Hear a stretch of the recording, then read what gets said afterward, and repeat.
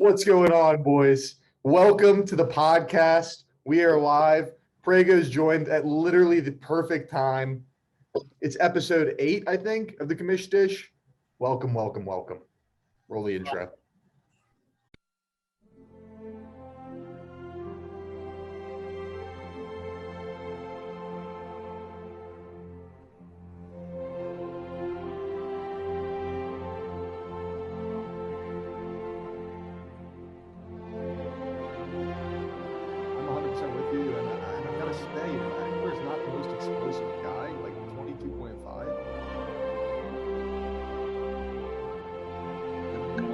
Going to beat around the bush. It's just it's Jack. I mean,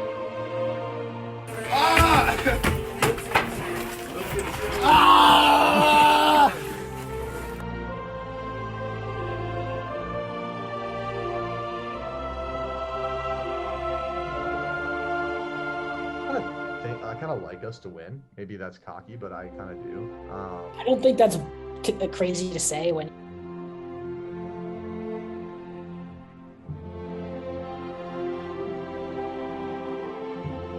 Was that Prego's first round pick though? Yes. Like, dude, it just doesn't make sense at all, man. Like, I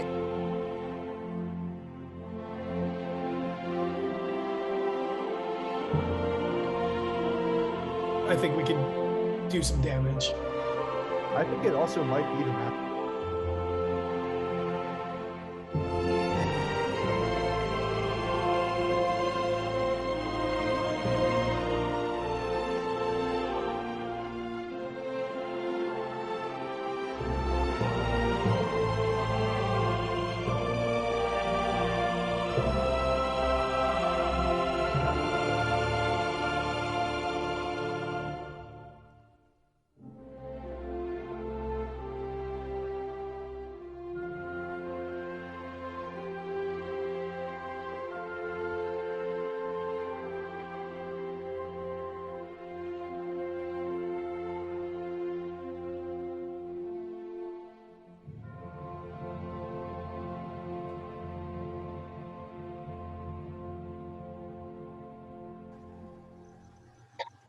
Welcome back, guys. Welcome back. Episode 8, we got with us for the first time, Will Prego.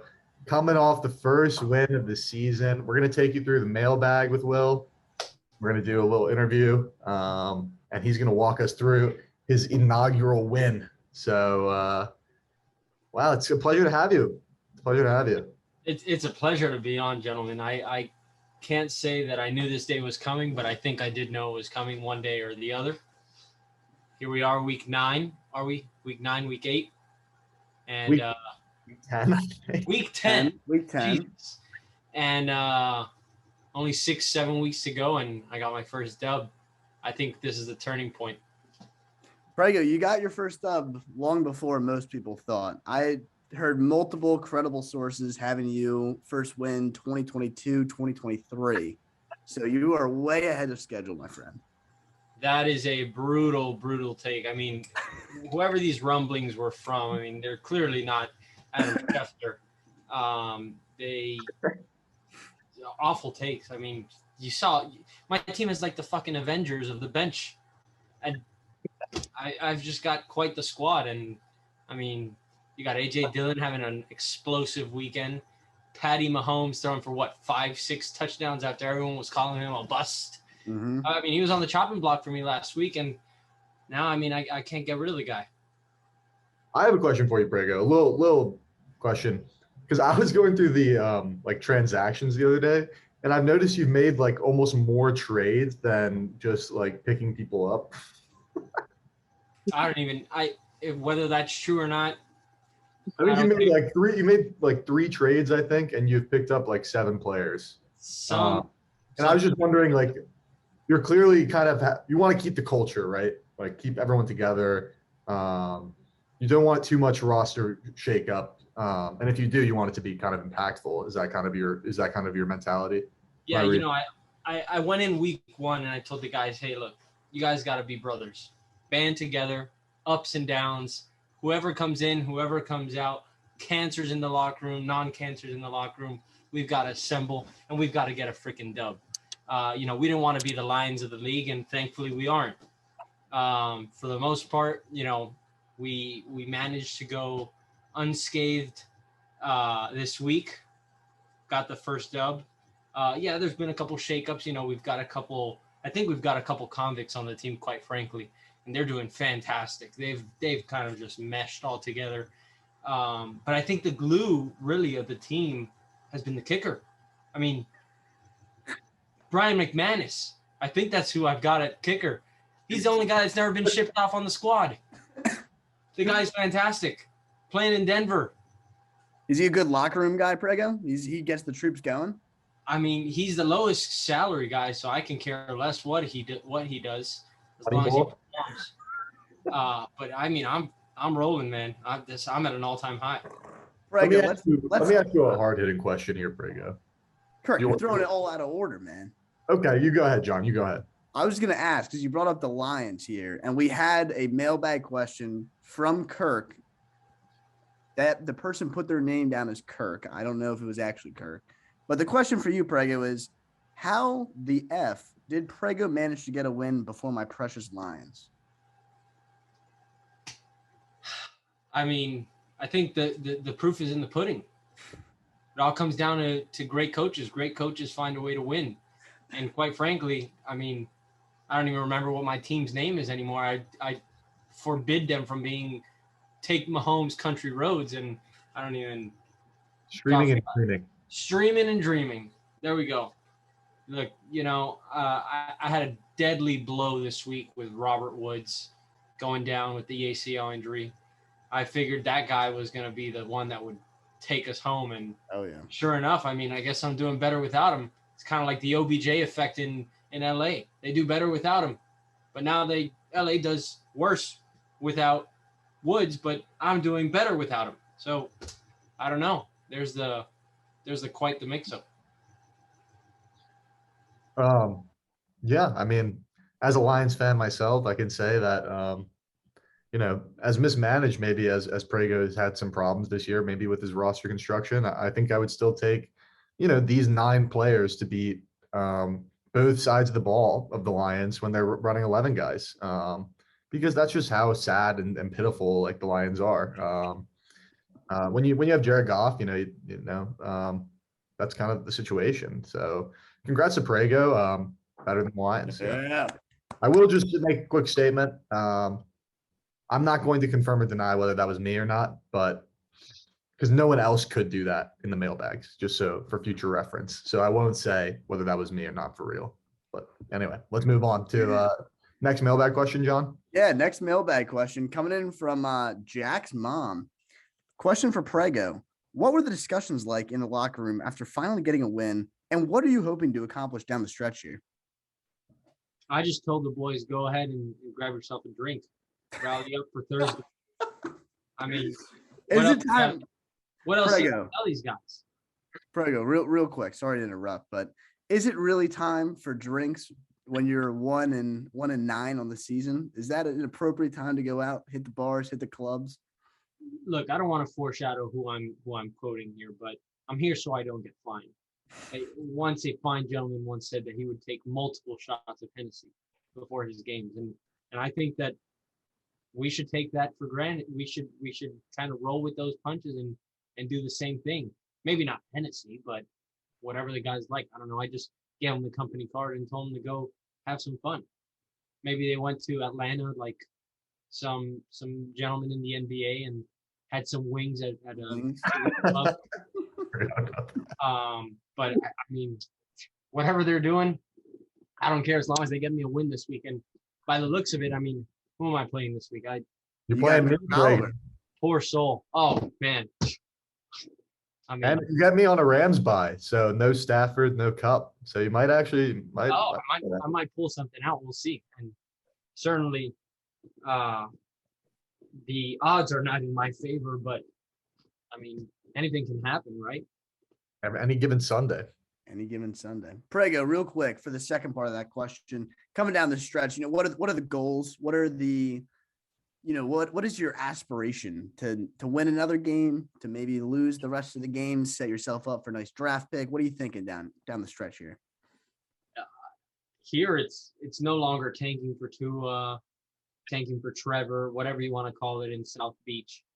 Miami's not about that losing culture, and quite frankly, we're here to spoil the Eagles' season. So I'm here trying to see last place Jack or Kirk or maybe even Josh, if he has some epic meltdown of some proportion, go down the drain. And if I can finish the season 6-9, 7-9, whatever the math works out to. I think you can only possibly win 4 more games. So.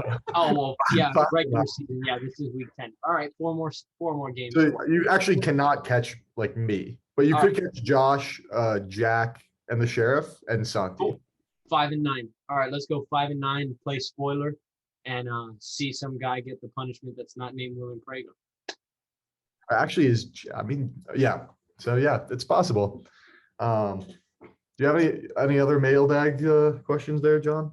Yeah, Kirk, we had a lot of great submissions here. One from Prego. I'm just here so I won't get fined. I think he covered the meaning behind that statement. He's all about drinking, partying, South Beach culture.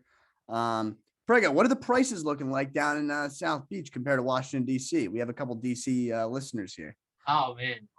Last time I checked, we had a full handle of Jack Daniels, or he said $35 at a 7% tax rate.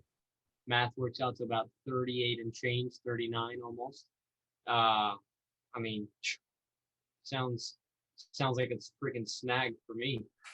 Down opposed to probably the prices elsewhere, you're probably running that bad boy up like $50 for $50. Yeah. Maybe that's what I need to send over to the boys in the locker room. Hey man, whatever works, dude. Obviously, you got something going on in your camp right now. The boys came out inspired, putting up the second highest total points in the league. Patrick Mahomes looking great, looking sharp. So this one's from Will Sommer here, and this I think is actually a pretty good question. We can all take a crack at it. What is the most iconic moment in league history? And anyone who feels inspired can kick it off here. Kirk, I think you should kick this one off. I feel like you have something weighing heavy on your chest here that you got to. Well, I've got a few. Obviously, what we witnessed this week with the Prego win was pretty historic, right? Big moment kind of, because I think it ended the biggest losing streak in league history, I think. So interesting moment there, but there's another moment with John. I don't know if I don't want to steal his, but so I'll do a different one. I'll do me and Sheriff going into a game.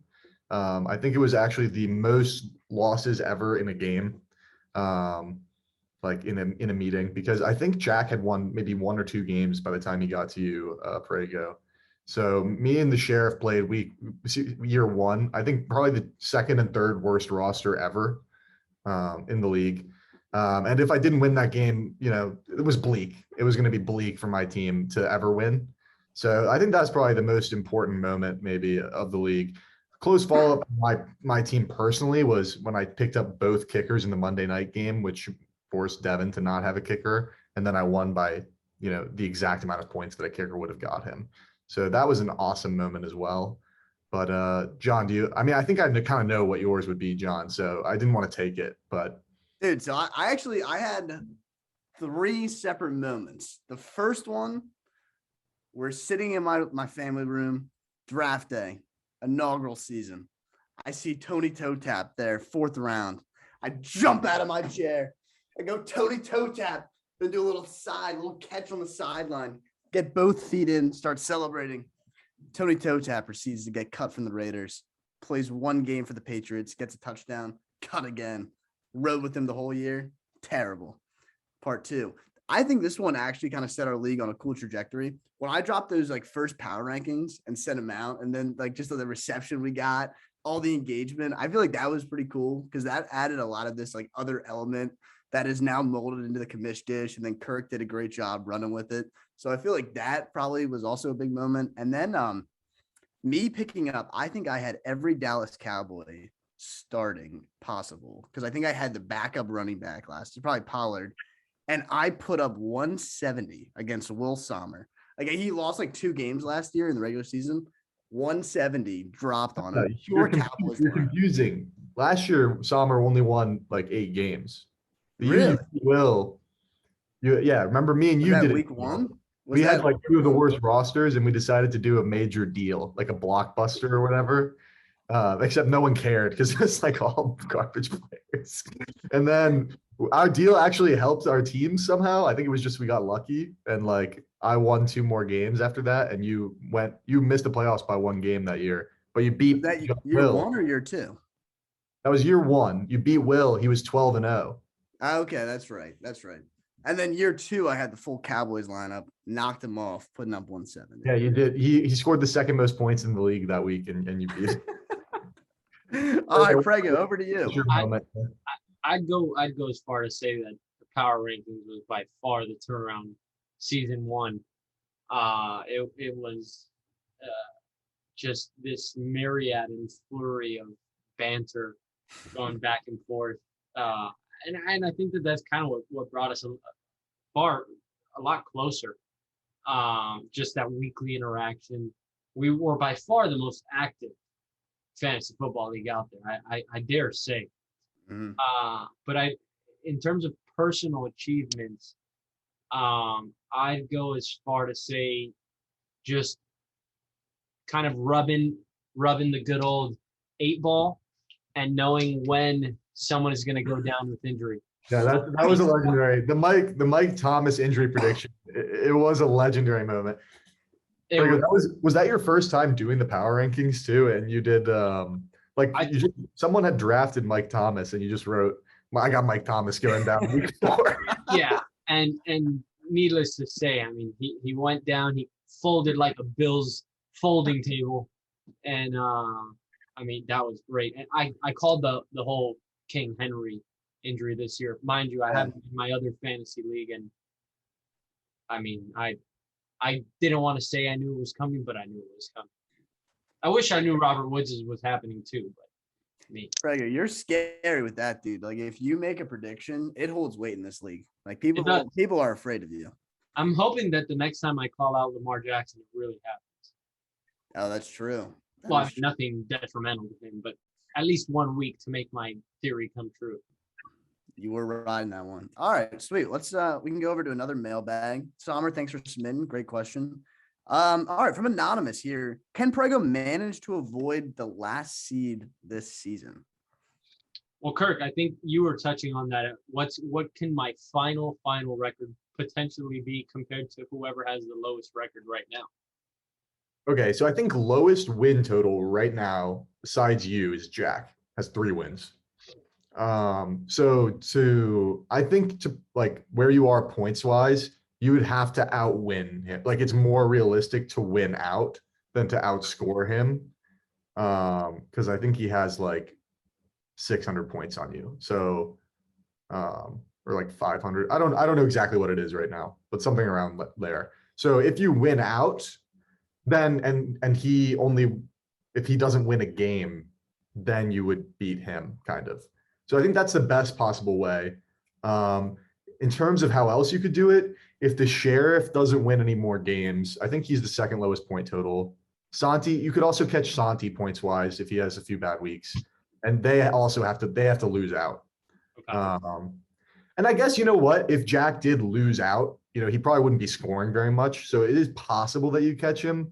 I don't know exactly what it is, but I think you have a pretty big, probably not 600. I think it's more like 300 or 200, but okay. I remember seeing that you had a pretty big point differential. So that would be your path to it, is you need kind of some teams to lose and you need to win out. But yeah, I can tell you a few things, honestly, Prego, like we have our matchup coming up. I don't want to spoil it. We will do previews later, but I'm sweating our matchup big time because it's like a game that I need to win and a game that I should win. And generally when like need meets kind of expectation, that is when I am at my absolute worst kind of. So there are some concerns in my room, and I'm missing Cup, as I mentioned, and Mike Williams is absolutely taking a tank off a cliff. I have no defense, no quarterback this game. So we'll see. I mean, I think it could happen. The only thing that I think you would need to have happen is like big games from your running backs, and you might win, honestly. So, All right. Yeah, Yeah. real quick on that point. Prego, you're a little bit less than 70 points behind Santi for points for. He has 3 games on you though. So you guys, I mean, it's possible you can avoid it. I think points for is more realistic than like actual record, but it's possible that you have. Well, he has to catch them record-wise, and Record-wise. Well, I'm just saying, like, I think you're gonna come in last no matter what. But for points forward, you can at least be like, all right, I just got a little bit unlucky. I had more points than Santi. He had a few things go his way. I had a few. that's also true. That's also true. I was just saying for like actual standings wise. Yeah. Fair enough. Well, But dude, I mean, Prego, this is as someone who has been in the consolation bracket back-to-back years, dude, there's no shame in there. There's a lot of pride. The teams really rally down there. The season it's not over. It's not over. Never give up. I won, I think I won or came close to winning the consolation bracket both years. And, it almost felt better than winning the championship. Not that I would have known that, but from what I saw, I mean, how you reacted, how Jack reacted, I was way more excited coming in second in the consolation bracket than you guys were winning. So that's all I'll say. I mean, Kirk, you can speak to it too. Yeah, I was saying also, like, when I was a really shit team, like year 1 and even year 2, when I choked like the hottest start ever into barely making the playoffs. At that point, I was saying like consolation bracket winner should get like maybe first pick. I was thinking, I always thought that was kind of a cool thing because like it shouldn't be the winner of the league, right? Because they won the league, so they shouldn't get like an advantage next year. I don't know. People have kind of come out against that, but I thought that would be kind of a cool, unique thing to do. But it would be nice if there was something on the line for the consolation bracket. Cause like I said, dude, it gets hyped down there. It's lit. Like your team has been trash all year, but dude, any given Sunday, Prego, right? Any given Sunday, you can come out, you can win, string a few wins together. Next thing you know, consolation bracket final. I have one more little history thing as well, is that when John was initially year 1 going to be going to the consolation bracket, like he was like 2 and 4 or something. He actually sent a message that he was changing the the reward money to go to the winner of the consolation bracket. Which I don't know how well that went over with guys like Maxwell and like stuff like that. I don't know what they thought about that, but yeah. Anyway, should we move on to the next mailbag? Do you have anything on that Prego or? No. I mean, that was pretty good. From Will Sommer here, allegedly, why won't you guys give Josh's team more respect after he led the league in scoring the last 3 weeks and has the most points for of any team? Go ahead, Kirk. I'm gonna pull up some receipts on my phone here while you go ahead and rant. Okay. Well, John, I guess this is kind of oriented towards us. Prego is kind of Josh's kind of old enemy, in that division. So I'm sure he has some thoughts, but for me personally, the reason is because Josh is not locked into the playoffs yet. And I know he has the most points for now, but the way that Devin has been losing is actually kind of bad for Josh because, it opens the door for if Dev is the 7 or if Dev falls all the way to 7 and Josh is at 6 and Dev is right there with Josh points wise. So if Dev ends with more points for, that actually hurts Josh's chances of making the playoffs. Now, if Josh keeps winning, does he have to worry about that? Not really. But I do think, he's not a lock yet. And we had him at 3 last week, both of us, right, John? We did. So who we had at 1 and 2 was Will and Dev. We thought kind of Dev and Will were the locks for the playoffs.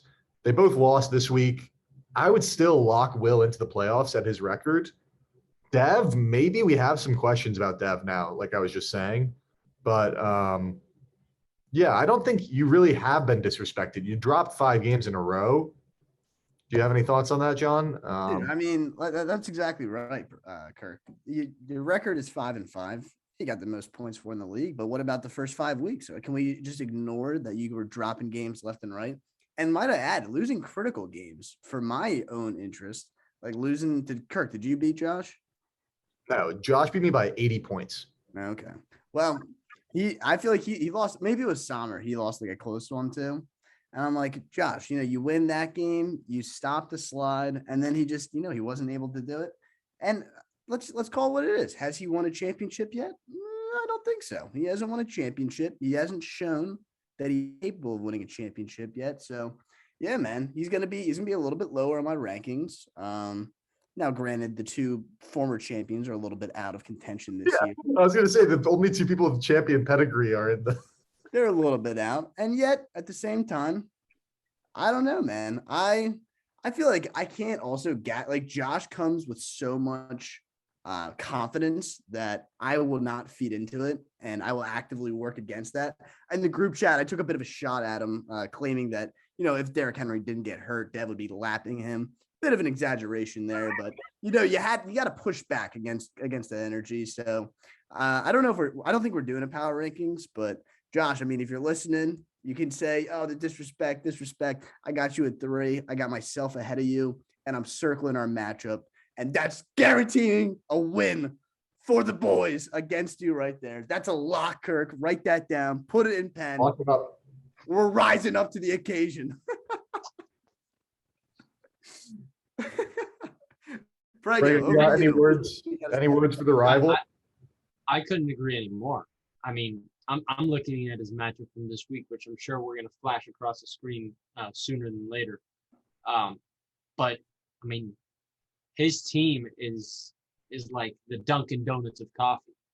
It claims to be king, but I mean, look at this. I mean, he's got a bona fide MVP candidate in Lamar Jackson. He's got Aaron Jones at running back. I mean, take a seat back to AJ Dillon, buddy. Kenyon Drake, I mean, former Dolphin, get out of here. Tyreek had a fluke game with Patrick Mahomes throwing an anomaly of yards and touchdowns. I mean, the guy's team, he's got a bunch of flukers that just decide to show up one week and go bye the next. I mean, what can we say? He's got like the Brooklyn Nets of the NBA, but they can't win with James Harden. It's the same thing with Josh's head coach. I mean, they just can't seem to get the wins when they need them. I mean, you would think with the sorry conference it is that he plays in, including myself and in the Sheriff, that he'd have 9 wins on the season. But that's not the case. So I don't know if it's a matter of bad luck, poor management, or what, but he certainly doesn't deserve a top 3 spot in the power rankings. I think we can also say that one thing that's benefited Josh is like his team has been healthy the whole year as well. Like when we were ranking Santi and them high and like Dev high, like the reason that they're not high anymore is because of injuries and stuff, which Josh hasn't had to deal with. So when he was losing, it was a little bit more confusing. Also, we had a little bit less sympathy.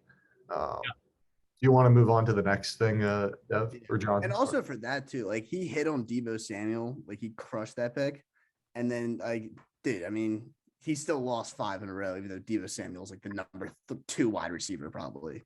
Yeah. So all right, yeah, we can move on now.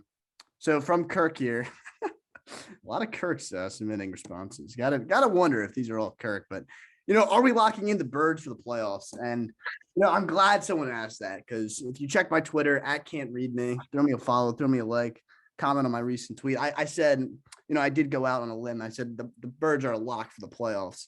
And what was driving that tweet was I was talking to my friend Kirk here and just catching up before the show. We're playing in order: the Saints, the Giants, the Jets, the Washington football team, the Giants, the Washington football team, and the Cowboys to end the year. What's the common denominator? All but the Cowboys? Terrible quarterbacks. Our defensive coordinator, Gannon, just absolutely crushes bad quarterbacks. So, I mean, I don't think it's a stretch to say we finish 11-6. I did tweet that out. I said it was a lock before. I'm feeling confident in this squad, and I really would be shocked. I think the Dolphins will probably finish I don't know. Prego, what do you think? Like 6-11, something around there?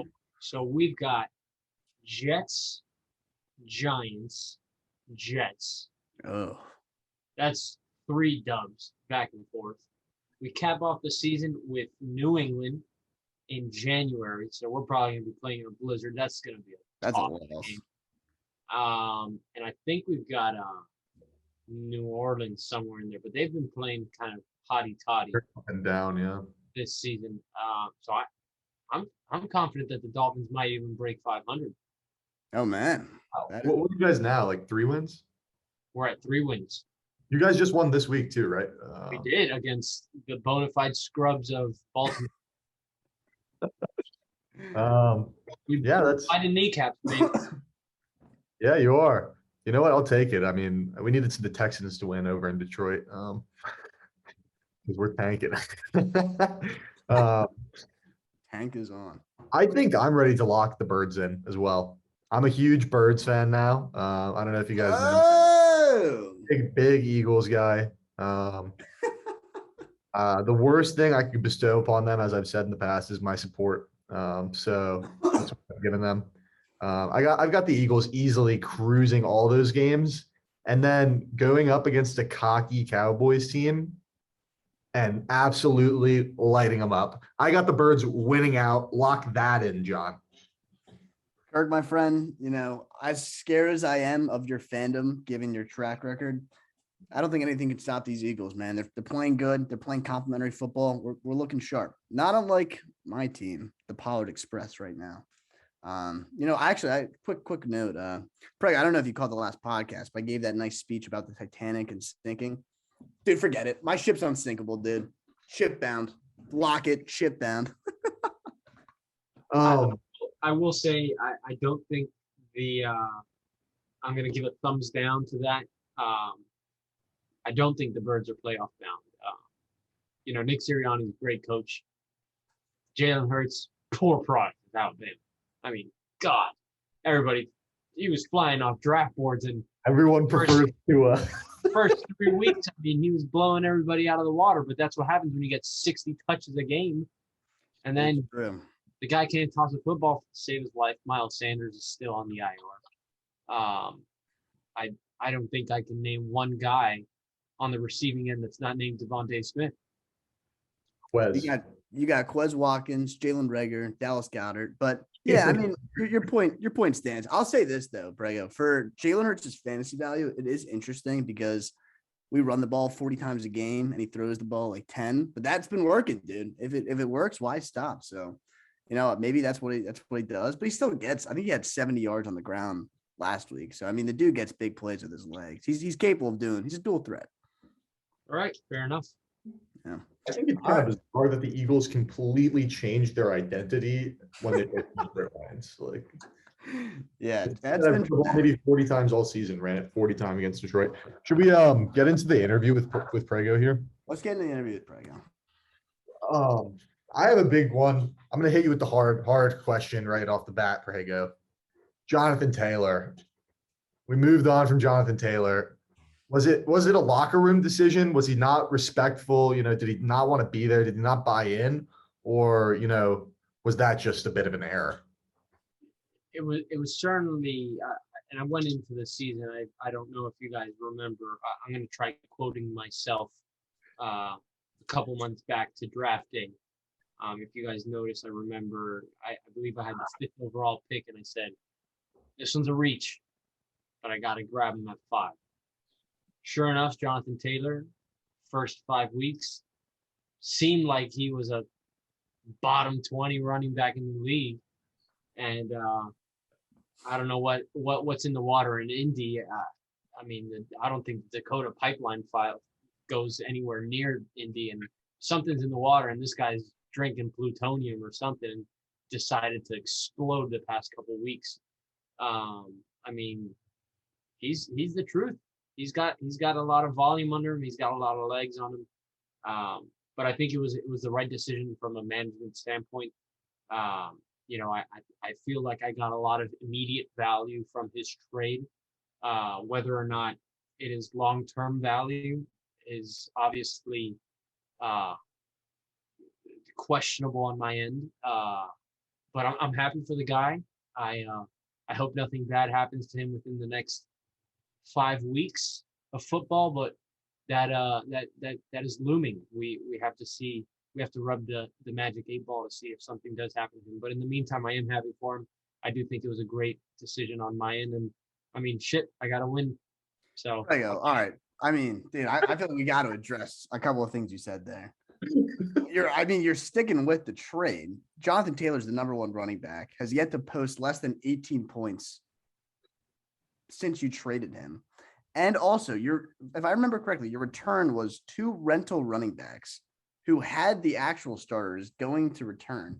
What is the thought process of trading someone who, yes, is having a down year, but has the opportunity and upside, which everyone kind of agreed on, to be a top running back, which of course came to fruition? What were you thinking trading for Hubbard and Booker? I think he was. I was going off the whole McCaffrey's IR seems to never expire. I went into the season thinking, well, Saquon is probably not going to hold up with that ACL or that high ankle sprain. And I mean, it bit me in the butt inevitably. And I think I also traded for Adam Thielen, which gave me an absolute dud the week that I started, and traded his ass back, packing Devin up in Carolina, and he decides to go off for a 30-piece. So again, I'm going to stick to my decision. But it was I believe it was the turning point, and sometimes you got to make a wow-tastic move, relieve some cap space to get some Moneyball guys to buy into the organization. Was it kind of a swing for the fences, would you say? And sometimes when you're trying to hit home runs, you strike out. You know what I mean? Oh man, I pointed into left field and hoped that it was going to be a home run, and sure enough, it went out to first base. Yeah, it was up to 5 weeks, I could see Jonathan Taylor having kind of low value, but the return was, I think, you were just trying to get like 1 win there, is what you were thinking, right? It was a matter of pride, I would say, yes. Okay. Do you have any other questions for him, or should we get into his game? Because I feel like that's what everyone's waiting for, John. But if you have any other questions, I'll ask this, Prego. You won the championship last year. How shocked were you when you drafted a questionable team? I think is a fair take on your team. You admitted during the draft, this guy's a reach, this guy's a reach, this guy's a reach. I mean, you said it like 5 times while we were drafting. Yep. Were you thinking I might hit on all of these? And was you trying to channel some of your magic from last year's run during the draft? Like what do you think went wrong for this year? I think it was just a matter of miscalculation. I thought I dotted all the I's and crossed all the T's, but I just fell short as a manager. It's something that the owner of this organization has been trying to preach. Find the needles in the haystack sort of situation, and I think I tried finding a diamond in the rough, and instead I ended up with some coal. Definitely some bad apples in the bunch. But that's not to say that I'm a bad manager. Rather, just my players suck this year. I think it's totally on them, and they're just a disgrace to the championship caliber that is this team. My JJ Redick playoff streak is now gone. Prego, real quick on that point about your players sucking. We did 2 different simulators, maybe even 3, and all had you dead last coming out of the draft. Like it wasn't even like every single one had you 10th. Did you actually think your team was decent at one point, or was it like what did you think when everything said you were going to be last? I had myself top five. But it just didn't happen. I think that the fantasy gods just deemed me to have a bad season and come back down to earth. I was living at cloud. I was living with the Lombardi here at my house for the past 8 months, and I just had to come back down to earth. Maybe that's what I needed, and I think that's the fuel that's going to get my guys to go chasing for it next year. One thing I will say in your defense too, Prego, is you had some safer picks that really that could have been like big. Like I picked Cooper Kupp and you picked Robert Woods. We picked them right around the same time. Yep. And it kind of seemed like everyone thought like one of these guys was going to be, I don't think anyone thought like Cooper Kupp would be the #1 receiver in fantasy, but people were like, they're probably going to see more volume this year. They're probably going to see more, more work and like a better quarterback. So better offense, more scoring.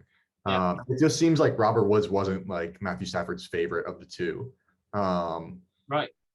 So that's like unlucky. Julio Jones, right? Like people were high on Julio Jones. He's been injury prone. So that was maybe the risk there when you took him, and he's dealt with injuries, like doesn't pan out. So, I will say like some of the guys on your team, you got unlucky with, but some of them were also, I think, probably maybe should have been, drafted a little bit lower, but who knows? You've kind of got the crystal ball over there, Prego. So I think maybe you kind of wore it out a little bit this year, but I think you get to rest on your laurels a bit and sharpen your foresight for next year. So I don't know if you guys can see this. I'm going to try raising it as close to the camera as I can. So this is my golden ball right here. But if you guys know anything about geography, see this little spot right over here? That's Mexico. But the region in specific in which I'm pointing is Cabo. So I'm gonna go ahead and send my guys over to Cabo like Sir Ezekiel Elliott did a couple seasons ago. Get them right. They're probably going to try to renegotiate their contracts. I'm going to tell them to take a hike. I'm looking for winners on this squad, and I need guys to work out on the sand and get their toes ready for next season.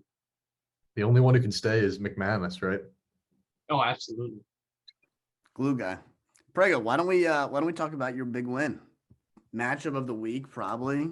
Surprising score of the week, I'd say. And it wasn't close, dude. You're going up against your arch rival, Mark, down there in Mississippi. We'll battle of the South. And you took care of business this week. Yeah, I mean, if you'd like to scroll down just a little bit, kind of give us a comparison between the two squads. We say this time and time again, and I think Kurt can attest to this. I know certainly Devin can attest to this. Points projected means nothing in this league. We see these booms and busts all the time. I mean, let's go ahead and just take a look. He had quite a lot of duds going on. I mean, Josh Allen, he was playing the Jets, couldn't even put up the 27 he was projected for, and they hung 45 on the New York foes. Cordero Patterson, obviously, taking the reins in Atlanta. I mean, 4.9 points. What a dud up against Dallas. I think he got injured in that game. Yeah. Marquise Brown, I mean, that guy lights up Miami every time he plays us, and certainly had a dud of a game.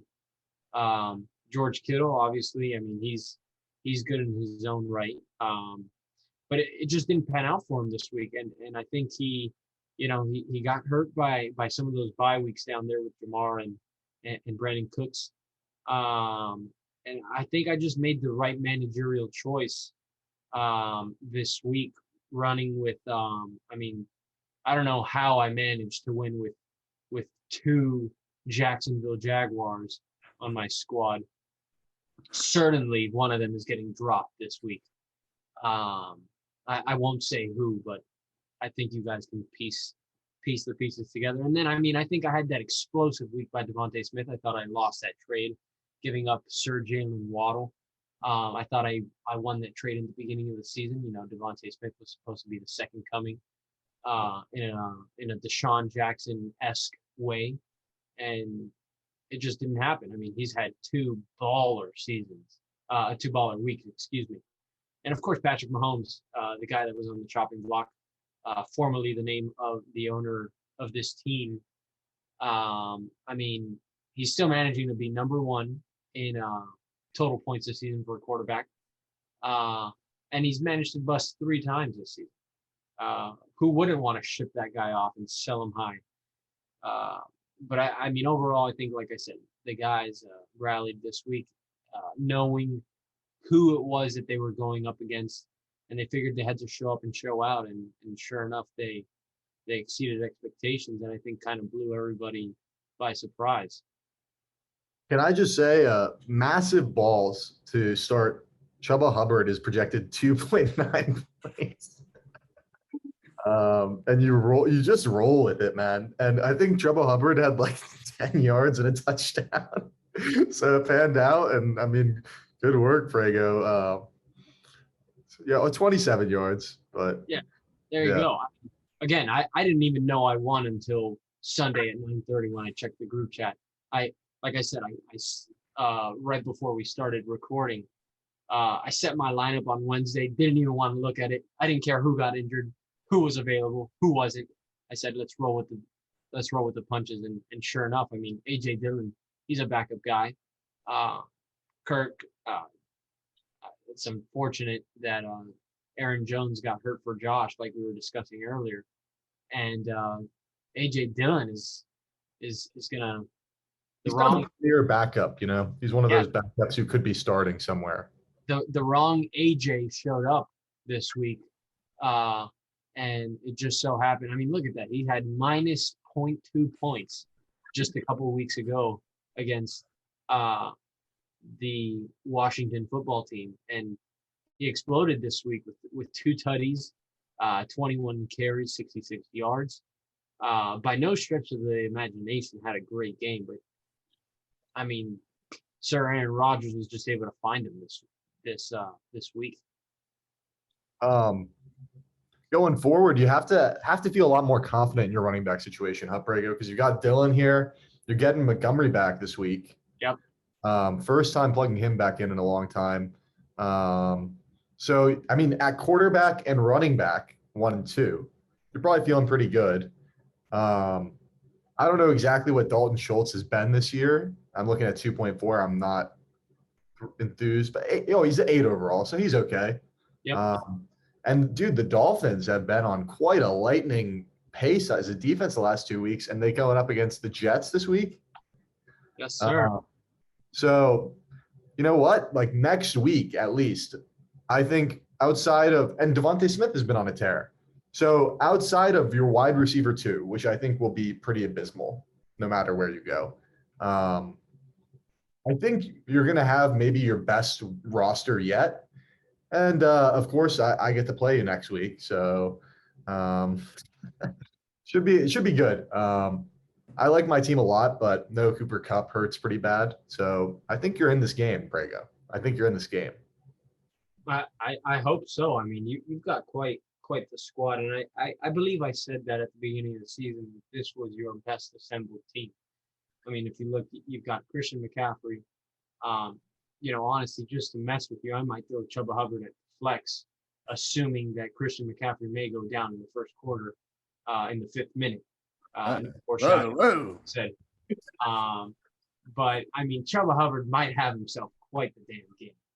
You're going to start him even though he's going to be projected like – I honestly might just roll with the punches and throw him in at the flex. I mean, what do I have to lose, right? That's true. You've got DeAndre Swift, who's absolutely dragging his nuts through Detroit. Mike Williams, he's just had a bad couple weeks. Darren Waller the baller. I mean, I was so sad that I wasn't able to draft him this year. I had him 2 seasons in a row. Of course, the one season I don't have him on my squad. My team is not playoff bound. Although he hasn't had a good year this year, Prego. Yeah, I mean, I don't know what's going on in Vegas. It's certainly not been nice Stable for them, but they've managed to get some wins. I don't know who they're throwing the ball to. I think Hunter Renfrow is absolutely carrying the squad.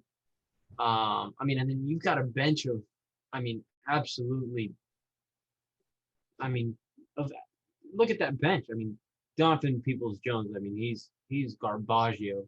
I was gonna go ahead and pick him up off waivers this week, but I saw you had snagged him, and he only tossed up like 2 points this week. So I'm glad I didn't grab his bum self. But I mean, you've got all of LA, hanging out in SoFi Stadium on the big screen this week. They're not playing. And Emmanuel Sanders, I mean, he's kind of one of those guys that you want to root for, but he's got those boom and bust weeks. But I don't see So old now too. I don't see you plugging him into your roster this week. I predict a tight game.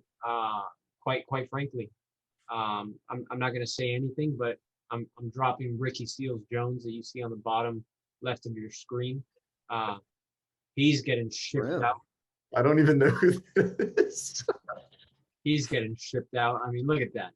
15.8. I thought I got him. I bought at the height, and suddenly the stock market decided to dip on me. Inflation hit me at the wrong moment here. But I think I'm peaking. I'm like junior year of high school right now. I'm like the college foot. I'm like that D1 athlete on the football squad who's peaking right now. Hopefully I don't hit college too soon, because then I'm going to dip back down.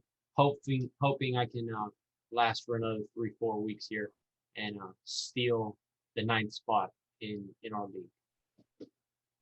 Yeah, listen, I think you're going to be at your highest projection total this week. I don't know what it will be in the future, but up till now, I think you'll be at like 120, I would guess, once you plug in a kicker. And move around like your flex and stuff. But yeah, I think it'll be an interesting matchup. John, do you have anything else for Prego here, or what do you want to do? Do you have anything else you want to say, Prego, or are we going to wrap it up here, or what are you thinking, John? We can, Prego, why don't we stop screen sharing? And dude, closing thoughts. Anything you want to get off your chest, anything that's weighing on you, this is the forum, and the floor is yours.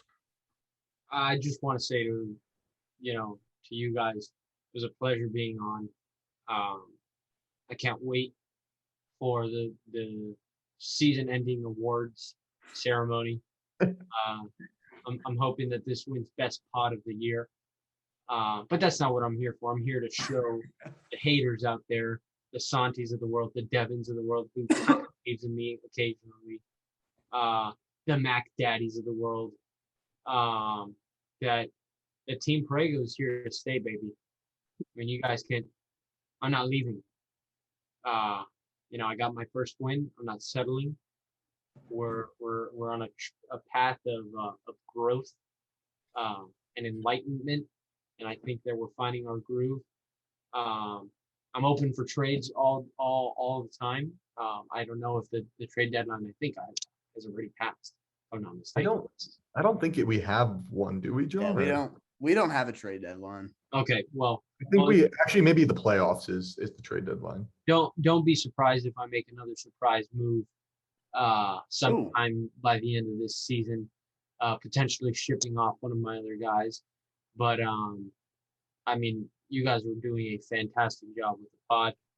I can't wait till next week to see who's on this show. And hopefully next week, I got another W in the win column. I hate to say it's against Kirk, but I mean, it's got to be against someone, right? So Yeah, some sacrificial lamb's got to go. And I think that this staring contest that's going to happen this week is going to default to a win in my column. Well, it was a pleasure having you on, Prego. You're one of the icons of the league. Basically, everything you say becomes one of the more historical moments in the league. We're all enthused to have you on. It's been a really entertaining season. You've certainly been a part of that with the or 1-9 record. So, I was gonna say, dude, like we appreciate you bringing the character for sure. Prego is one of I met Will. What was it? Summer of 2019. Summer of 19. That is crazy. So when I first met him, dude, he just would come in every single night and be like, dude, bottle of Jack Daniels here, 35. Miami, 20. And I'm like, this guy's a nut job. Like, I was like, this guy's a nut. And then, dude, lo and behold, that whole summer, man, this guy just straight comedy, always bringing good vibes, always positive energy. And you set, dude, you're a trendsetter. You're not afraid to speak your mind. You're active in the group chat. Absolute pleasure having you in the league, and very glad that you could join the pod tonight, Prego. It was an absolute pleasure, boys, and I wish this league another 20 years of pod filled banter and power rankings. William Well, Prego, ladies and gentlemen. Yeah. And with that, we're going to go to break. Welcome back, guys. That was William Prego. There's an episode of Seinfeld where they're talking about, making a show, whatever, blah, blah, blah. And he says, I could be a character on the show. People always say to me, I'm quite a character. And I think that kind of sums up Will Prego a little bit. That man is, he's quite a character. John, do you want to hop us into taking us around the league here? Yeah, man. Can you hear that in the background? I can hear something, I think. I don't know what it Sounds is. like there's a dog fight going on outside my street. So I apologies can for hear that it when you're talking, so I think we'll be okay. for the viewers there. But dude, I mean, Will Prego, such a character, man. And I think you summed it up perfectly right there. I'm going around the league, dude. Let's start with Josh versus Dev. And this is a bit of a surprising scoreline. I think both of us might have had no, we split. I think one of us had Josh, one of us had Dev last week. Do you remember who you had? Yeah, I remember exactly. You said think I like Josh in this game, and I think I said the only thing that scares me is Najee Harris against the Lions because I think he's going to go for 40. He did not. The Lions actually played good on defense for the most part. Who could have predicted that? Obviously, it was a complicated game because it was also like Mason Rudolph like being awful. So, but yeah, essentially, we both kind of like Josh, but I said Najee Harris scares me too much, and I went Dev. I certainly didn't expect this from Devin's team, but why don't we hop right into Josh because he never says that. He says he never gets respect. So should we give him a little props? He's been the top scoring option here three weeks in a row. Do you want to break his dude? Yeah, I think it's from at least my perspective, it's pretty clear cut. The production's coming from Deebo Samuel, Tyreek Hill, and Keenan Allen. They've been popping off. Deebo has just been a beast this year. Excellent pick. Keenan Allen. We talked about this in reference to Mike Williams before the pod, but Keenan Allen's getting back to his normal target share. Dude's like a lock for 17 points a game. It feels like he gets a lot of balls coming his way. Herbert, obviously a great quarterback, and Keenan Allen is criminally underrated at the wideout. So, another good pickup. And yeah, the last 3 weeks, 19, 22, 17, Tyreek Hill pop off potential. And I mean, dude, he weathered the buys and the injuries pretty well. Dallas Goedert got injured during the game, which is always tough. And then Kenyon Drake, you have to start him because Joe Mixon's out. But dude, only getting 5.1 and still putting up most points in the league for this week. Very impressive. I really like this team, and the upside is that is one thing he can't say we don't say. The upside on this team is tremendous.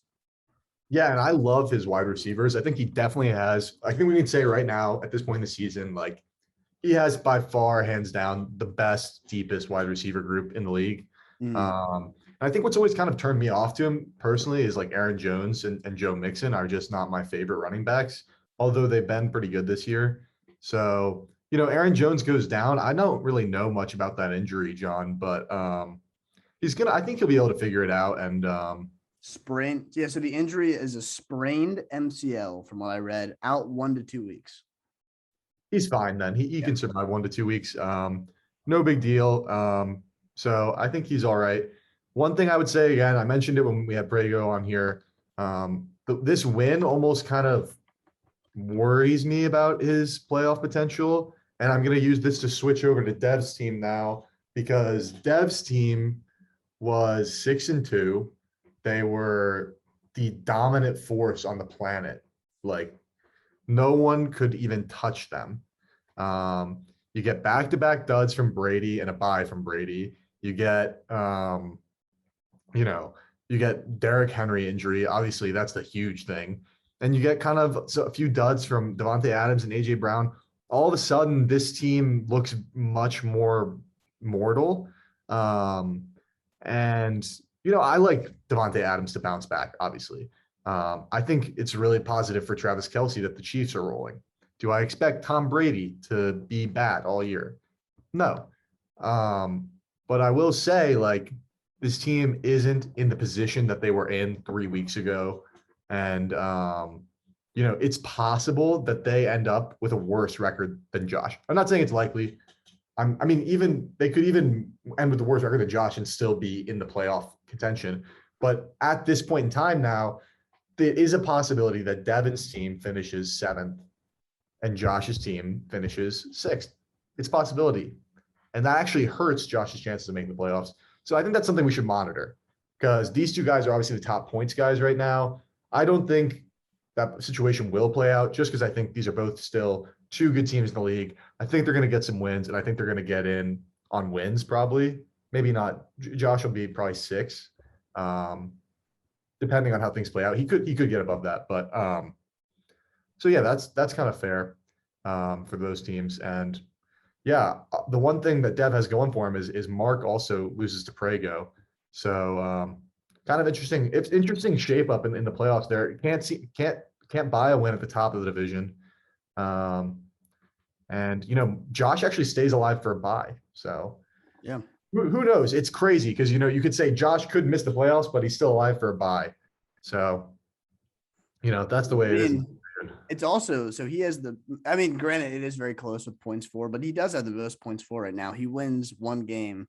Dev and Mark both lose, assuming they're not playing each other. I haven't checked the schedule, but dude, he then has the bye, and it's his bye to lose. So like you said, it's possible that it plays out that he could finish as like 6, Dev finishes at 7. But the way his team is rolling, and assuming they keep more or less this pace, I think he actually might be the favorite for the bye. What do you think about that? I think that's a fair opinion. And I was just saying, that's an interesting situation that we could see play out. But yeah, I don't think Josh will miss the playoffs, and I don't think Devin will miss the playoffs. I want to make that clear. Like, I don't think that situation is going to happen. I'm just saying that's kind of interesting that this loss kind of opens the door to that. Yeah, I don't think Josh will miss the playoffs. Do I think he's the favorite for the bye? I don't really know how their scheduling is right now. Personally, I think like Mark and Dev are both good teams, and I kind of expect them to win more than they'll lose. So I don't know if I would say he's the favorite right now. But it's certainly in the realm of possibility. 4 more games. He needs to win 1 more than he loses, basically. Or he needs to win 1 more than the other guys. Is that possible? Definitely. So, yeah. Should we move on to another game? Yeah, real quick. I think for Dev's team, that move of trading for Devontae and Travis Kelce, it looks so good on paper. And I think Devontae will be better down the stretch. But losing Jonathan Taylor it's such a tough loss, especially because Derrick Henry goes down. Now you're relying on Michael Carter, who, granted has had a nice couple of weeks, but it's like, can you depend on him? And then also AJ Brown, I feel like, is the quintessential boomer bust. He had 3.3. He's been up and down this season, and I feel like that's almost like his career in a nutshell. Has been very up and down, and he'll go absolutely berserk, and then he'll have a down week. So I think there's some question marks on this team for sure that weren't there 3 weeks ago. I thought this team might be the best ever assembled, and I actually probably still think that. On paper, that team was unbelievable.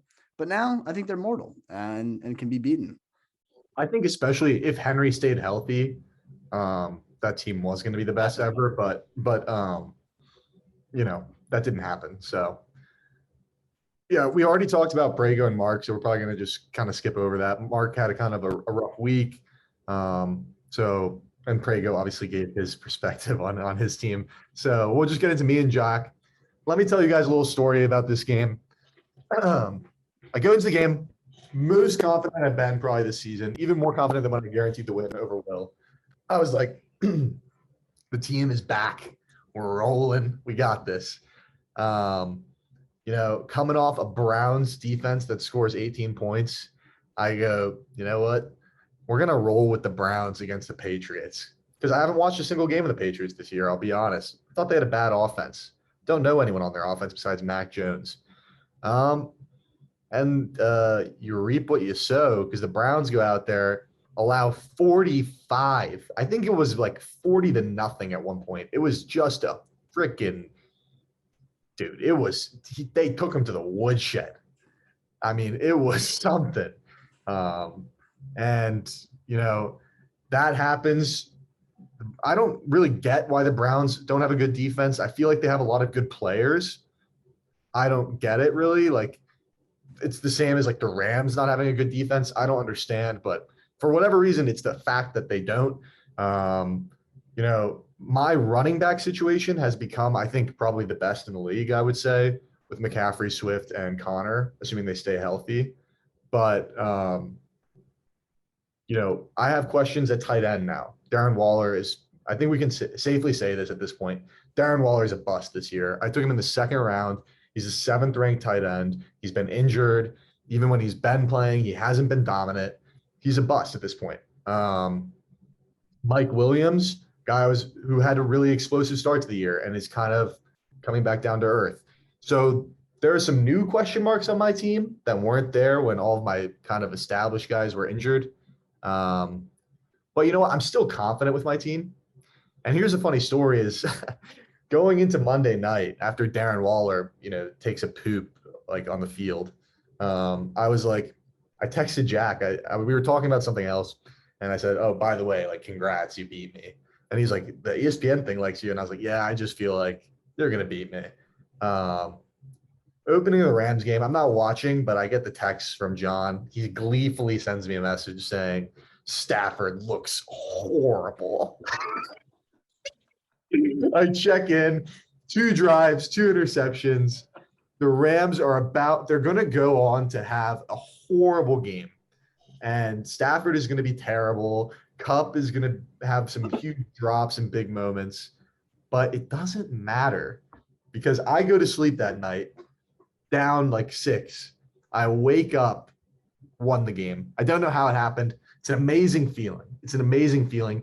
It kind of feels like Napoleon talked about, important leaders and people in history have this charisma, their own star, their own sort of force of nature. You know what I mean? They're fantastic men. And when they make a gamble, they're going to succeed because destiny wants them to succeed. And that's me. I have a star out there. And that's why I won this week. As for Jack, poor running back play, solid Cowboys defense play, solid Hunter Renfrow play. Anything else? He had a lot of buys. I barely scraped out this win. It was a yucky game. Yeah, I mean, that might be an understatement, dude. And so the Browns were up 7-0 and then gave up 45 straight points. So, you hate to see your defense do that. And dude, I mean, yeah, compared to where they were at last week, they were very deserving of a drop. And then for Jack, I think it was just tough. I have Kyler Murray and Hopkins, that stack in another league, and it's brutal because every week it's like they're a game time decision. So you're kind of scrambling a little bit last minute. I'm sure he had him slotted in for probably most of the week. Then they come out on Saturday, I think. They're saying both out. So he's got to sub in. And then you put Renfrow in and Derek Carr, which actually wasn't bad, surprisingly. That worked out for him kind of, which was funny. Yeah. You kind of think if Jack has Murray and Hopkins this game, I don't have a shot in hell of winning this football game. I think so. And also Henderson, just because the way the game script worked out against the 49ers, he was kind of neutralized. And then, dude, TK Met like that. Russell Wilson coming back as a Russell Wilson fantasy owner. Like, what the heck was that about, man? He looked terrible. He looked absolutely awful. So I don't know if he rushed back, but obviously hurting DK Metcalf's value. And Jack was on the receiving end. And also, I mean, we didn't really talk. I mean, it was a 1-point game. It was less than a point. So it was a coin flip. It came down to the last drive. Probably Cooper Kupp catching like a 20-yard pass. Down 20 points, won you the game. So you gotta love the garbage time. But Kirk, to be honest, after Mark Andrews put up 41 against you on Monday Night Football, you deserve to have something go right for you. Yeah, and I tried my best to lose this game. I started defense that goes -6 on me. tried my best to lose it. 28-point differential at defense. That's got to be one of the highest this season. 28-point differential at defense. That's kind of crazy, but I still pulled it out somehow. Mostly McCaffrey and Cup. Essentially, my team is McCaffrey and Cup, and sometimes Stafford. And So Swift. Like Swift is Swift is a very good running back. I'm just saying, like, when Swift does his deal, but he doesn't usually carry the load for everyone else. So, Yeah, Cup is like 2 wide receivers this year. he really is. And McCaffrey, I mean, he's been great since he was back. He gets benched in the third quarter, still scores like 30. So I think we can move on. A big loss for Jack's playoff hopes, though. I just want to say, Yeah. for me, it keeps me in the running and everything. It's not really a huge. I needed the win, but Dude, might be a dagger there. Might be a dagger. it really does, because Jack kind of needs to catch me like 4 on win total. He has 3 now, and he has 4 games left. So, he has to win out, and I have to lose like 3 of the remaining games for him to catch me. So Yeah. it kind of eliminates Jack. Yeah, and then turning over, we got Sheriff versus Sommer, and man, I gotta admit, I love this final score right here, dude. So let's start off with the Sheriff, and he had a lot of things go right for him, but they're also like not that surprising. So Dearness Johnson, obviously coming in, Nick Chubb out, Kareem Hunt out, no other fantasy relevant running back. And dude, they're getting blown out. Like they're just completely done. So you think, oh, the running back's probably not got much value. Wrong, dude. They were throwing him the ball a good amount. I'm sure he probably had 5-6 catches in this game. 7 catches. Yeah, there you go. So I thought that was a great play. What's that? He also had 99 on the ground. Yeah, dude. I mean, he's actually a very good running back, which is kind of a shame that he's in that backfield. It's so crowded with Nick Chubb and Kareem Hunt. We'll see if he works his way in. And then Jonathan Taylor, dude, he's a beast. We can't understate how much of like a dominant running back he is, because he doesn't get that many touches. He's not like a Derrick Henry workhorse. He's just so efficient when he gets his touches, dude. And I mean, he's fun to watch. And Leonard Fournette has been a revelation for the Sheriff. Just pretty consistent. Had a down week against the Saints, but dude, 21, 30, 17, 7, 17. I mean, Leonard Fournette is a solid running back. And I think with Jonathan Taylor addition, this team, dude, I don't know. Don't count out the Sheriff, man. If we've learned anything, you can never count out the Sheriff. Yeah. One thing I want to say, man, just about Jonathan Taylor, dude, he's spectacular. Like, Jonathan Taylor had 100 rushing yards in the first quarter. Like, they blew him out, so he never got the ball again. He had 100 rushing yards in the first quarter, guys. 106 rushing yards and a touchdown. Then he basically sat the rest of the game. In one quarter, he did that, basically. He's unbelievable. Like, he's literally unbelievable. He's so good. Impressive player. Another thing I loved about this game is Will is texting us. Everyone in this game plays in the 1 p.m. window. Okay, so this game, or I think at least the game was over by the 3 p.m. window. Like, that was the last game. Yeah. Because there's Will is texting me about it. But I just watched the Lions game. I was about to swear off football forever. Okay, we don't need to go into that game. Everyone knows about it. But I turn on the Vikings like garbage time. The Vikings are trying to like kill the clock against the Chargers. And Will has the lead because of like an Austin Eckler like reception for 8 yards or something. And he's got like a 3-point lead or something, like 2.4 or something like that. And Kirk Cousins takes a sack, like with 45 seconds left. Timeout. It's third and long, I think, from like midfield. And the Chargers come out in soft coverage. And freaking Adam Thielen gets open like the exact right amount of yards downfield and just catches a ball. The end of the game for Sommer. He was up like 0.5 points. It was absolutely hilarious. And I just I was texting him while it happened. And I said, "Oh, Adam Thielen reception." And man, the Vikings got the first down on 4th down and killed the game. And it was pretty funny. For for Will's team, bizarre week kind of, because Gibson goes crazy and Eckler doesn't really do much. I mean, Eckler has 15 points, which isn't bad, but for Eckler this year, you kind of want more. I don't know where like the scoring goes wrong, honestly. He scores 126. He doesn't have a bad week. I think the Gesicki goose egg hurts him quite a bit. Yeah. Because if Gesicki gets like 4 points, he wins the game. But you know what? There are some like maybe you could say there are even more positives than negatives this week. Because if Stephon Diggs and Gibson like can have consistent production, then that is what he needs to go far in the playoffs, I'd say. I don't know if that's like realistic, but it's what he needs. So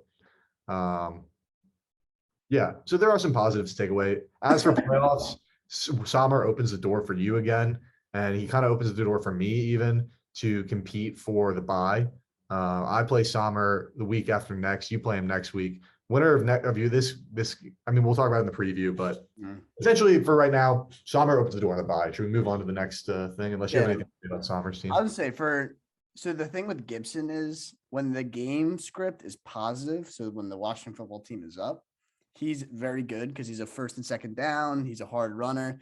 He doesn't do much in the passing game because they have McKissick there, whatever that guy's name is. And that always is killer because, the Washington football team, they're not very good and they tend to be behind. So, let's see. Like they beat the Bucks. Bucks coming off a bye. Tom Brady looks very shaky. I'll say for Dak Prescott too. I don't know if this is like my low key, like the Cowboys offense is just disgusting, but they were rolling against the Falcons and he looked very sharp. And dude, I don't know, man, that's scary. If Dak Prescott's heating up, he's capable of putting up 30 points. He's capable of putting up Mahomes numbers and he's playing the Chiefs next week. So, hopefully cross your fingers that he doesn't go off, but yeah, man, we'll see. And then finally, so we got my game. Really was a blowout. It was over by I think 2:30 because all of his players just like flopped. It seemed like outside of Jefferson, but like Hawkinson 0. Like what is that about? Sutton played in the later window, but at 4.9. James Robinson did okay, but I mean, there's a lot to just dislike about what happened here. And then dude, like just across the board, everyone underperformed outside of Robinson and Jefferson, but he needed Gaskin to go off. He needed a couple players to go off. He didn't get it. Yeah, he needed something kind of to stay competitive. I mean, you had a pretty decent week, pretty solid week. Outside of Russell Wilson and DJ Moore kind of laying eggs. I think, you would have had like 140, which would have been kind of dominant. But we didn't see anything really from Santi here. And I think that's kind of in part just because that's just kind of in the season for Santi, man. He's been dealing with injuries and he hasn't really been able to get over it. He's hung around at 4-6, but it gets harder and harder every week. He gets Saquon back. He stays maybe in the conversation another week or two, but if he doesn't start getting some wins here, we're going to start writing Santi off pretty soon here. And, that's sad. As for TJ Hawkinson, you said, I don't know what went on there. I can tell you what went on there. TJ Hawkinson had more penalties than targets in that game. He had a penalty that literally lost the Lions. I mean, I guess they didn't lose him the game. He tied him the game. But yeah, he also had one target on a holding call, but Jared Goff threw the ball literally directly to a Steeler, and thank God that someone held TJ Hawkinson on the play. Because it was the best pass I've ever seen Jared Goff throw right into the hands of Steeler. One little quick thing about the Lions as well, I wanted to rant out about a little bit. Lions had 200 rushing yards in the third quarter. Jared Goff refused to throw a ball over 6 air yards the entirety of regulation, threw 2 passes over 6 air yards, entirety of regulation. One of them was a guy wide open, 15 yards downfield. Missed him for a touchdown. The other one, I don't know what the other one was, but also incompletion. So I think I'm ready to say that Jared Goff, of people that came into the league as starting quarterbacks, he is the worst. Like now there are some replacement guys in there, whatever. But of people that came into the league this year as starting quarterbacks who are still starting, he is the worst starting quarterback in the NFL of this bunch. So, that's where that is. And for Lions players like Hawkinson, no one knows the wide receivers, DeAndre Swift, that impacts fantasy. So should we move on to projection for next week's preview? Sure. Got no comments from you on my squad, but that's okay. That's okay. Hey man, I kind of said like already, like you roll with the boys, and we know how them boys played last week. So every time the Cowboys play like that, you're gonna win. Yeah, man. They were rolling, and dude, Zeke, I don't even know, dude. He's just like a goal line back, which is fine because they're in the red zone quite often. Dude, all right, let's do a couple previews here. We're just gonna try to get the ones with fantasy implications. Dude, I mean, this one is massive. I just never know where to put the video box, but some are 7-3, I'm 7-3. You know, two titans of fantasy football going at it. Iron sharpening iron. This is what you live for, dude. What a classic November matchup. And you got to think the winner probably will get the bye. Kirk is, nipping at the heels right now, but he's still a game back. You win this game, you're sitting pretty. And dude, I don't know, man. This game could go any which way. Some notable matchups, I'd say. The Cowboys versus the Chiefs. So many implications there. Obviously, Dak Prescott on his side, CeeDee Lamb, Zeke for me, Darrell Williams, Clyde Edwards-Helaire. I don't even know who I'm starting yet, but dude, that game is going to be huge. Very excited for it. And also that Washington-Carolina game. Some are stacked Washington football players. We all questioned it. I definitely was vocal about that the first couple of weeks of the pod. We'll see what happens. Carolina plays good defense. They got Cam Newton back. Christian McCaffrey's healthy. Hopefully that opens up some things for DJ Moore. You get a few more targets, but we'll see, man. There's a lot of question marks, I think, on both sides about how they're going to perform this week. And when I add it, I get my defense in there, projections will be a little bit closer, but I think I probably should be maybe a 5 to 10 point underdog. I think it is a coin flip though, Kirk, to be honest. Yeah, I think it's going to be a fun matchup. I think what's going to be interesting, like you said, is that Washington-Carolina game. Not so much because you have like a ton of Carolina players, but just because like Carolina is a good defense, and like obviously Will has Gibson and McLaurin at Carolina. So he needs the football team to move the ball. And it kind of feels like every week they either can play offense or they can't. You don't know. And one thing else that I want to monitor for Will's team is Stephon Diggs, because if Stephon Diggs is starting to emerge here, then what we were saying earlier about Will being like, oh, write him off. He's in the playoffs, write him off. If Stephon Diggs is balling out, sorry, I'm having some audio problems here, John. I can hear you okay. Yeah, but are we good now? Okay. Sorry, I'm getting some feedback there. I'm the recording one, so sorry, I stopped there. But yeah, if Stephon Diggs is balling out, I'm worried about. I think Will's team can make some noise in the playoffs. What do you think, John? Yeah, I think so, dude. Like you said, Stephon Diggs, I mean, he put up 30. Let's just hope that was, a function of them playing. What were they playing? The Jets. So, Yeah. fingers crossed that was more so what it was. Just making sure. Yeah, they're playing the Jets. Yeah, man. I don't know, dude. There's, like I said, there's a lot of question marks here, and I think Justin Tucker might win this game for me. To be honest, I've been waiting for a Justin Tucker massive day, and it very well could come against the Chicago Bears, dude. Yeah, I mean, it's very possible. One player I wanted to highlight on your team is CeeDee Lamb, because I feel like he's kind of the antithesis to Stephon Diggs. Stephon Diggs been around, been a guy in fantasy, and CeeDee Lamb's a new kid on the block. I like CeeDee Lamb a lot. When I watch him play, I think he looks very graceful out there. He seems to just glide into open space, get the ball, and he's really fast. So yeah.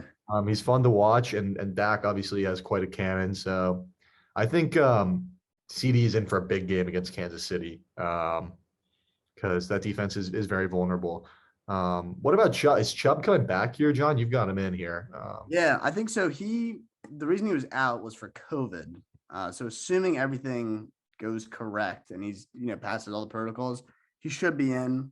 If he's not, dude, I'll tell you right now, I'm starting Darrell Williams and Clyde Edwards-Helaire.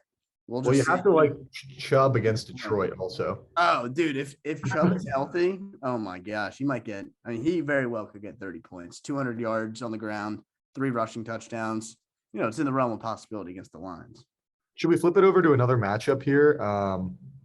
Because I think maybe Mark and Dev is a big game because it's the same game just on the other side of the division. The other division, top 2 guys in that division playing. Winner controls their own destiny, right? Same as you guys. It's a big game for the bye. Wow, it's really projected close here as well. Yeah, I was looking at that too. Man, dude, and you know what though? Looking at these 2 teams, so you know, all right, take a step back from fantasy football. You're like, all right, dude, look at all the stars on Dev's team, like Travis Kelce, Devontae Adams, AJ Brown, Tom Brady. Like, yeah, that team's insane, dude. It's fantasy football, man. And Brandon Cooks is a beast. Like, Brandon Cooks could absolutely be the difference maker here. And dude, I think this game is going to go down to the absolute wire. Give me Marquise Brown putting up over 20, and I think Mark nudges him out. Yeah, I think Marquise Brown could be in for a big game because I think where the Bears are vulnerable is a secondary. I think Jamar Chase could be in for a big game. What concerns me though is it's Mark's first game without Cordarrelle Patterson, and I feel like Cordarrelle Patterson is kind of the spirit animal of Mark's team of like guys who are really good at fantasy. I mean, dude, I don't want to knock Cordarrelle Patterson because actually he's been having like a good regular year as well. But he does kind of seem like the guy who in fantasy is a lot more valuable than in real football. And that kind of is the motto of Mark's team of kind of scrappy underdogs, overlooked guys, you know. So I don't know. It'll be tough to play without him, but dude, I think this is going to be a really close matchup as well. I almost like Mark in this game, man. I don't know why, but I just kind of lean Mark. Like, dude, Kittle at Jacksonville, Jamar Chase at Las Vegas. Like Dalvin Cook is so good. I don't know. It's going to be a tough one. Hard to say. Who are you leaning? I'm going to lean Mark. What do you think? So one thing I didn't actually notice looking at these projections, the Rams have a bye. So presumably, you know, although Dev's gone, you know, buck wild in the past, presumably Dev will pick up a defense. And then, you know, he'll be the odds-on favorite. I'm with you, man. I think for whatever reason, Mark's team is standing out to me. And I'll say this, looking at the you know, the ranks based on their position, he has the number 1 kicker and the number 1 defense, dude. Like it does make a difference. Like there's no denying that actually makes a difference, as you can attest to, dude. You had a 24-point swing from last week to this week on defense. And dude, Nick Folk is a beast. I have in another league, number 1 kicker, and dude, like puts up good numbers, dude. So don't be surprised if special teams brings home the victory for Mark here. Dude, and that just sums up Mark, like kind of Yeah. I don't really know him that well, but it just seems like he gets all these guys that like people don't talk about, people don't care about, and they just quietly perform for his team. And I think he's had kind of 2 down weeks here, and so is Dev. So I kind of like them both to get right a little bit and have kind of a shootout this week. So that's a big game. Yeah, Do you want to talk about any other ones? Maybe Sheriff Josh is kind of. I was gonna say, I think this is the last, like, because I mean you're playing, and you know you're in the playoffs right now, but you're playing Prego, so like, you know, whatever. So Josh versus the Sheriff, both 5-5 coming into this. Sheriff won their previous matchup, but this is a different Josh team. He is on a roll, to say the least. And you know the projections, I think that's about right. You know, maybe you spot Josh about 10 points in this matchup, but dude, I mean, once again, it's Josh has so much potential and could probably put up 160. Like if he put up 160 this week, I wouldn't be surprised. Without Aaron Jones, you think? I think so, dude. Because Tyreek Hill and Deebo Samuel could put up 60 combined. Is that They did that last week, literally. Yeah. So I mean, like that is like well within the realm of possibilities. And then too, like I don't know, like Dallas Goedert, I like a lot. Lamar Jackson, super coming explosive. back, you know, Lamar, of course. And then, dude, Joe Mixon against the Raiders, who have looked like completely out of sorts since, you know, all the stuff went down on their team. Yeah. So, yeah. Dude, but yeah, so like I think Josh probably wins this, but at the same time, Sheriff is a scrappy team, dude. He's a hard out. No one wants to be playing him right now, too, dude. He's on a roll as well. So, you know, two very good teams going head to head. We'll see what happens. Yeah, and I won't say too much about the teams, but just from a playoff perspective, Sheriff is looking at this game as need to win this to make the playoffs, right? He has to win this game to make the playoffs. It's going to be hard for him to make the playoffs even with a win in this game, but he needs to win this game to make the playoffs. Whereas Josh, he needs to win this game to get, if he wants a shot at the bye, because no matter what happens this week, he'll still be, I think, 2 games out of the bye, right? Or he's 1 game back from the bye right now, right? Yeah. So no matter what happens this week, he'll be 1 game back because the 2 guys who are ahead of him play each other. So he needs to win this to stay alive for the bye. In terms of, like we said, playoff stuff for Josh, like, I know I said the thing about Dev could knock him out based on blah, blah, blah, blah, some stuff happening, but yeah, you still like Josh to make the playoffs. So I don't think it's like a must win from a playoff perspective, but from a bye perspective, if Josh wants to get the bye, if he wants to close out someone who's looking for the playoffs, it's a big game for him. For the other 2 games, real quick, we can just go through them really, really quick. Look, Prego scaring me. We kind of talked about that already. I'm having some buys. I need to win if I want to stay alive for the bye. Prego is obviously playing spoiler. Do you have anything you want to say about that one, or? No, I mean, I actually think this one is going to be surprisingly close. I think, Prego's coming in. He's on a roll, man. He's got one in the back pocket. You were worried about that being the first person to lose. Yeah, I'm actually really glad to not be the first to lose. That's a bit of a relief right there. Gone off air. The way that my team was looking, shaping up for this game, it was going to be a rough one. So.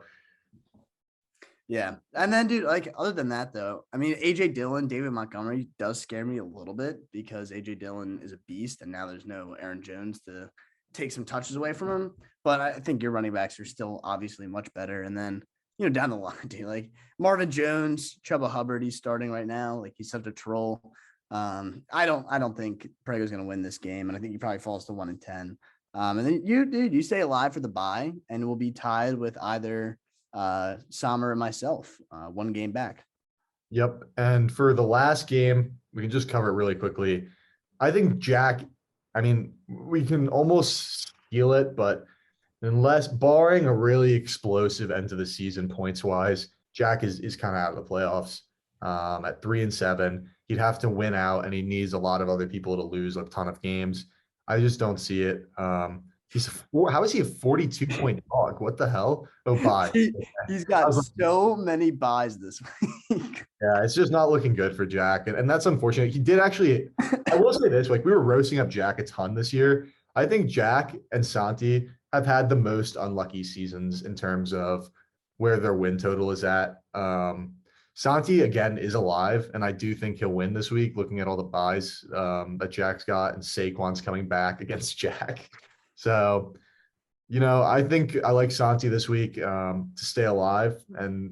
But again, these guys are kind of, I would say they're 3rd and 4th, or 2nd and 3rd to last right now. So, there's not much excitement about this game, and especially Jack coming off that huge loss to me, where he really needed that win.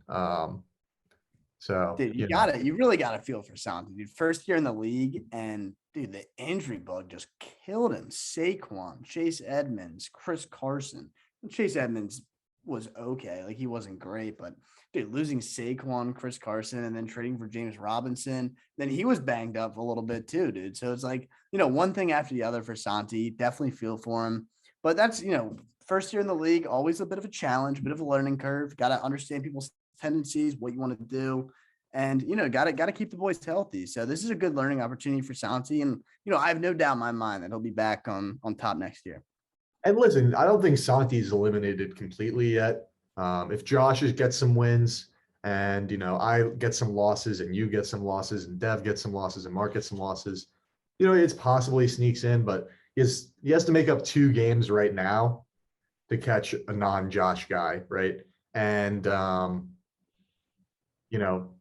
he has 4 weeks to do that. So that's not going to be easy. And it's not going to be likely, especially when, his team hasn't been, great this year. So yeah, that's kind of how things are shaping up. We didn't do a power rankings this week. We kind of think we're done with the power rankings just because we kind of feel like we're saying the same things every week at this point. So from now on, we're going to kind of do some playoff stuff. We're going to do some mailbags, try and keep it a little bit interesting, a little bit fresh.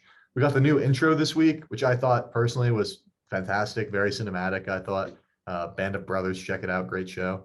And yeah, that's all we've got. Want to take us out to the intro? That intro was fire, dude. I'll give you that. The Band of Brothers music. I can't wait to get dinged by who hosts Band of Brothers. It's HBO as well. Yeah. HBO again. All right, so they already don't like us. So they seem to have all the best theme songs. Sopranos, Game of Thrones. They're doing something right over there with the.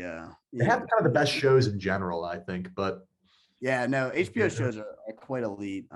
And dude, I love the editing on the intro as well. I thought taking clips from the show is a great idea. And we're talking about making a little bit of a compilation of some of the best moments, best guest moments. So we'll look forward to that coming up later. But dude, we're coming down the home stretch, Kirk. A lot of playoff implications, and there'll be a lot more of the pod coming your way the next couple of weeks, dude. So without further ado.